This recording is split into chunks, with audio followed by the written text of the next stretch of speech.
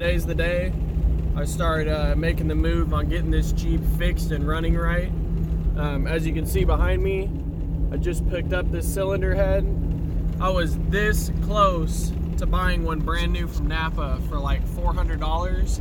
And my friend told me to call around to a bunch of local machine shops to see if someone's got one laying around that a customer never picked up. And sure enough, the very first machine shop I call, the guy's like, "What? Today must be your lucky day. You must have gone to church yesterday or something, because I got one laying right here."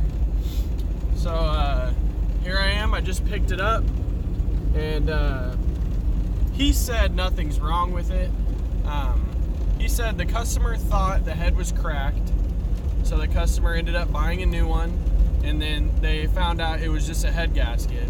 So I kind of feel sketchy about that, so I'm going to take it to a trustworthy machine shop that I feel confident with taking the head to. I only paid this guy $50 for that. So this machine shop's going to charge me $90. He's going to clean it up. He's going to make sure it's not warped. And he's going to do a pressure test to test if it's cracked. And he's also going to test to see if the valves are good. So that's what I'm doing right now. Pretty excited. I hope I get good news. He said he should have it ready by tomorrow. So as long as the weather holds up, today is Wednesday, tomorrow's Thursday. As long as the weather is good this weekend, I might start tearing into my Jeep this weekend. We'll see. But yeah, that's where we're at. Getting kind of excited. I'm a total Jew when it comes to cars. I am just so, I hate spending money. I hate putting money into anything. And yeah, so far, I'm doing real good on prices. What is that, like $140 for buying the head and getting it taken care of at the machine shop, as long as it doesn't need any repairs. So yeah, enough rambling. I'm gonna go ahead and get this dropped off, and then we'll see what he says tomorrow. Come on, Jeep! You guys probably don't know, but it's running terrible. I'm on the way, and I'm just pissing people off. Look, that's about top speed right now for me. Just cruising in the slow lane. Ready to get this thing fixed.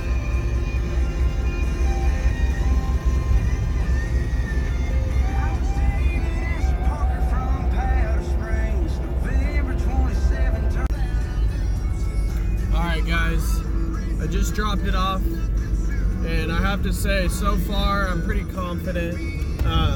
This machine shop seemed very clean, very professional, and yeah, so I feel that I'm gonna have no problems with these guys. I've been to a decently good handful of machine shops in my lifetime, and they've all just seemed real shady, real, you know, dirty and dark. And this machine shop, just the appearance of the shop was very lit up, very bright. Everything was clean, and it just seemed very professional. So I'm pretty excited. He said he's gonna call me tomorrow. I called another machine shop before I called this guy earlier, and he said he's about 3 days behind, and he was gonna charge me about $100 more than this place I took my head to. So super excited. So far, this whole budget thing for this Jeep is really working out for me. I know some of you guys in the comments are probably gonna say that I should have just bought a brand new head, and if you want it done right, you need to pay for it, and blah, blah, blah. There's always that guy on the internet. But if you've been following this channel, you know I'm building this Jeep on a very, very tight budget, just so I can show you guys that you can turn a Jeep into a very capable rig for a extremely low cost, as long as you play your cards right and you are patient and find deals and keep your ducks in a row. Make a priority list of things you actually need. If you guys have noticed, I haven't bought light bars, custom headlights, any cosmetic stuff, because I'm really trying to just nail down all of the things I know I need and the things that I know are going to be necessary. I'm going to get all that done first, and then we'll start jumping into cosmetic stuff to make the Jeep look pretty.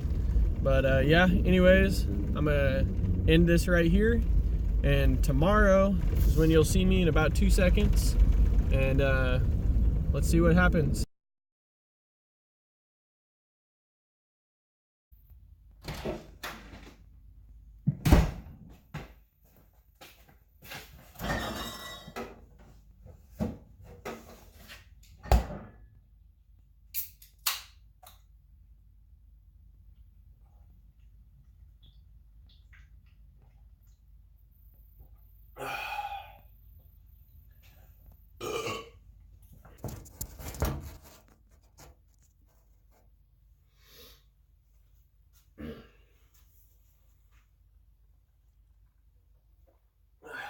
All right, before I dive into this whole ordeal, I want some of you guys to know one thing.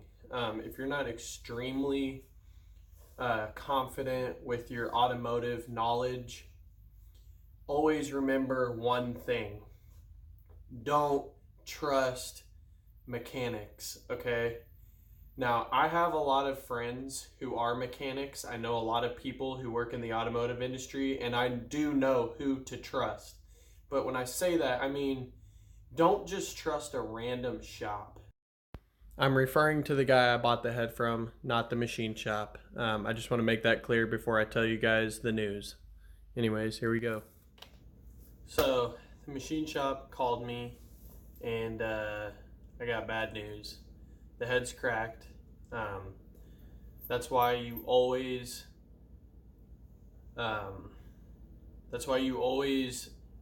don't trust people when you're buying secondhand stuff, especially with engines. Like, motor stuff is so critical. It's expensive, it's a lot of work, and it's a lot of time wasted if you take people's word for it and just install a used engine component.